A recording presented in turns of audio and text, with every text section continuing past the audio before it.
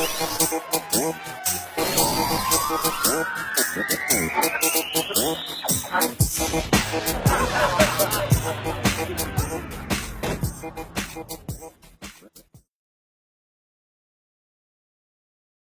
just wanted to say, I had no idea that we were going to talk about such deep issues, and I really like that about you Well, thank you. as a host. Yeah, thank you, and thank you for challenging me a little bit. And something that came to my mind when we got cut off actually was this quote about feminism that Lena Durham said, and it says, "Feminism is the act of supporting other women making choices that you yourself might not necessarily make."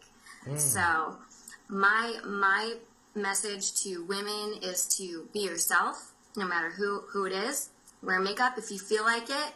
Nobody needs makeup. Have fun with your sensuality if you feel like it. Don't wait for when you lose weight, or don't wait until your hair grows out, or you're a size 4 or whatever. Do it today, because life is too short. So have fun. Now, do I get to ask a couple more questions, because you triggered something there with your answer? Now, just yesterday, there was a story in the news about a group of congressmen who were talking. They didn't know the microphone was on, I guess. And they were talking about female Olympic athletes. And they were saying, why should we have to look at these women without makeup on? Why should we see them, get out of the pool? So what? They just won the 200 meter. They need to put some makeup on because they're women. But no one would ever say the same thing about men, right? Well, I think men get their own special kind of critique. I don't think it's very easy being a man, actually. There's a lot of things that you're expected to do, and you have to hide a lot of your emotions, and you're brought up to be, certain kind of toughness, a certain kind of, you have to carry yourself a certain way. I've never thought that it would be easy to be a man. And just as there would be women, judging men, there are always going to be asshats judging women on whether they wear makeup or not. And so, there's always going to be asshats in the world.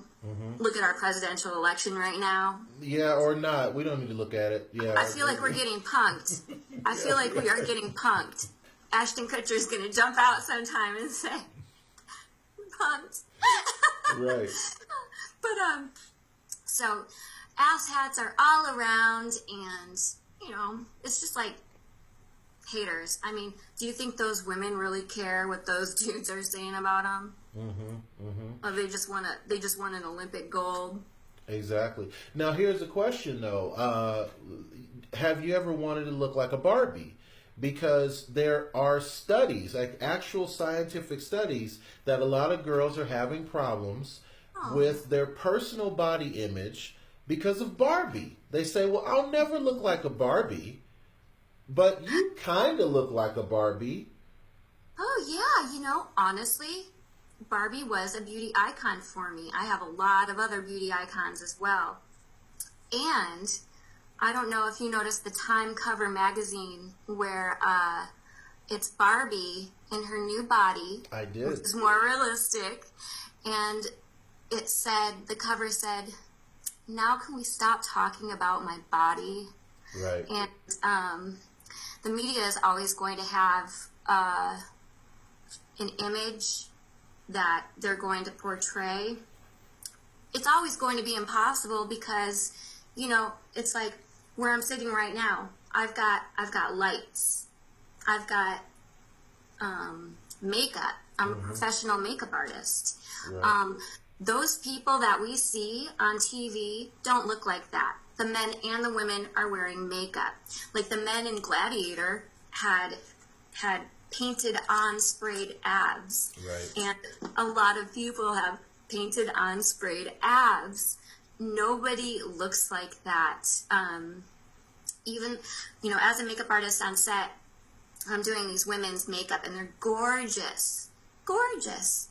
And, they have a little belly, or, you know, marks, stretch marks, blemishes, wrinkles, you know, and it just doesn't matter. That's actually what I've taken away from this whole industry, is that it just doesn't matter what you look like, because somewhere in the whole acting scene, there is going to be a place for you, and all different looks are needed all the time.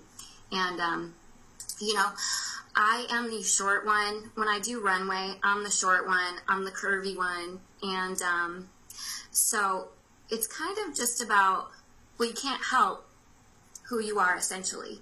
You can work out and be healthy and all that stuff, but essentially you just are who you are. And so, you know, I'm the short one rocking the runway, but I'm on the runway and I'm rocking it. You know what I mean? Absolutely. But now, where do you think it comes from, though? Because, like, okay, if I name 3 top models, I mean the most selling models in the history of man: Marilyn Monroe, Kim Kardashian, Pamela Anderson.